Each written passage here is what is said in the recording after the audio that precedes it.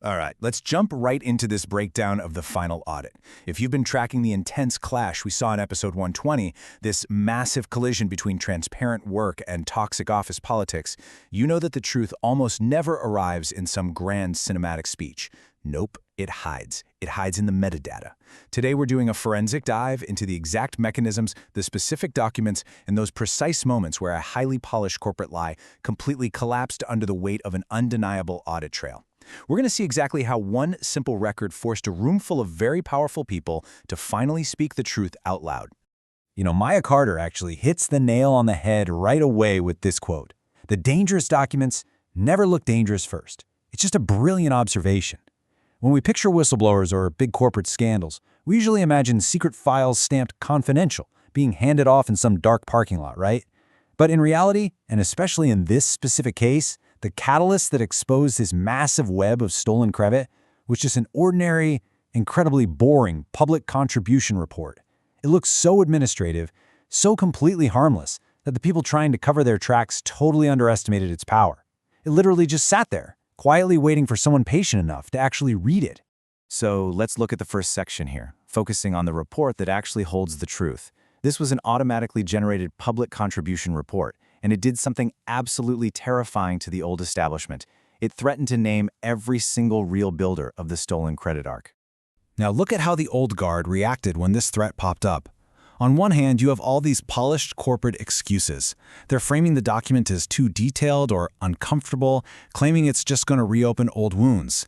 They are actively using the language of empathy to justify erasure.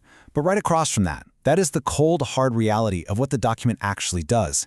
It is not a source of discomfort, it's a source of truth. It exposes specific credit theft and explicitly names the actual builders. You see, the old culture isn't afraid of the report because it's messy. They're afraid of it because it is incredibly clean. All right, moving into the next section, uncovering the hidden evidence. Instead of getting dragged into a shouting match over feelings, the team just tuned out the corporate noise entirely and started digging into the digital footprints.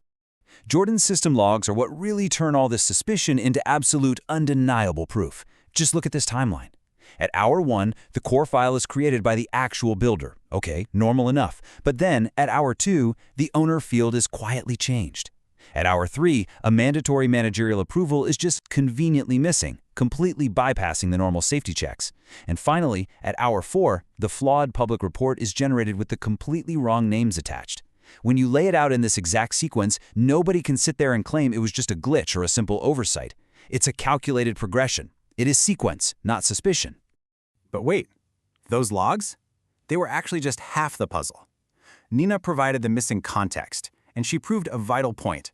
People who treat background tasks as invisible forget that invisible work sees everything. She brought the background records to the table, the calendar exports, the saved drafts, the forwarded links.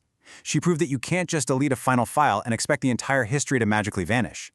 The meeting invites and the printing logs place that deleted evidence into a massive, undeniable pattern of erasure. The truth was literally hiding right in the administrative blind spots of the executives. Okay, Section 3, the boardroom flip. This is without a doubt the absolute climax of the whole ordeal. Maya walks into that glass room fully prepared, and she refuses to play their game. She literally draws this methodical proof map right on the glass wall for everyone to see, breaking down exactly how the data connects. Step 1. Identify the specific digital object in question. Step 2. Trace the owner field history to see exactly who manipulated it. Step 3. Verify the exact timestamp of that change against the server logs. And Step 4. Name the affected employee whose credit was stolen. Maya just completely removes all emotion from the equation. Every single time a manager tries to offer up some polished excuse, it has to stand right next to a cold, hard timestamp. And those excuses? They just shrink. And the result of that methodology? 19. Just think about the sheer volume of that for a second. 19 individual hidden receipts from episode 101 all the way to 119 that were synthesized into one clean, indisputable ownership record. This wasn't some one-off mistake. It was a clear pattern of behavior spanning 19 separate instances where credit was quietly funneled away from the actual builders. Staring at that massive number on the glass wall, the whole room suddenly realizes that the narrative of a harmless administrative error is completely dead. Which brings us to Section 4. Who actually benefits? Because up until this moment, executives were desperately trying to frame this as just some abstract glitch in the new system. And that's when Aisha drops this absolute game changer of a question that completely shifts the atmosphere of the room. Who benefits if this stays classified as harmless? I want you to pause and really think about that for a second. Office lies are incredibly resilient when the harm is kept vague and generalized. But the exact moment you name the specific person who materially benefits from the silence, the lie collapses. By asking who benefits, they force the executives to acknowledge that credit isn't just evaporating into thin air, it is being actively collected by someone who didn't earn it. So moving to Section 5, the absolute necessity of public fixes for public errors. Once the truth is out, the old culture immediately tries to pivot to private damage control.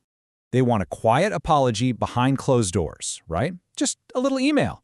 But Maya and Elise absolutely refuse, and Maya drops another incredible line here. Do not quietly fix what can publicly teach. This quote is an absolute masterclass in dismantling toxic workplace habits. A private fix is extremely dangerous because it leaves future employees entirely exposed to the exact same trap. If the organization doesn't see how the system was manipulated, they can't learn how to defend against it next time. A silent patch only protects the manager's comfort, it does absolutely nothing to protect the worker's future.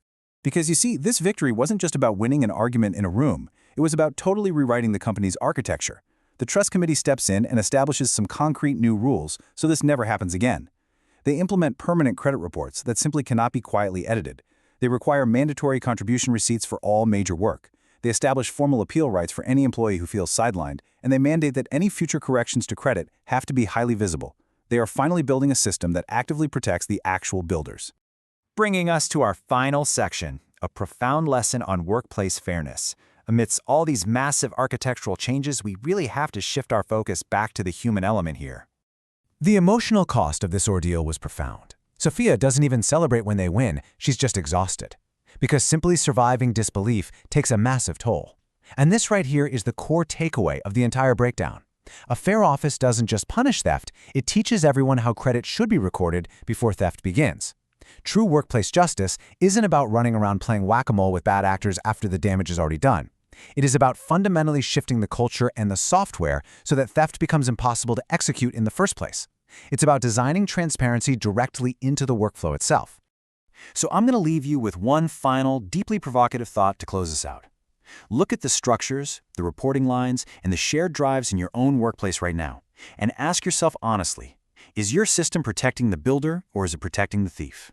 Does your environment make it easy for invisible work to be stolen, or does it leave a permanent, undeniable trail of truth? It's a question every single organization needs to answer. Thanks for hanging out with me for this analysis, and I really hope this gives you a powerful new lens for looking at the systems you work within every single day.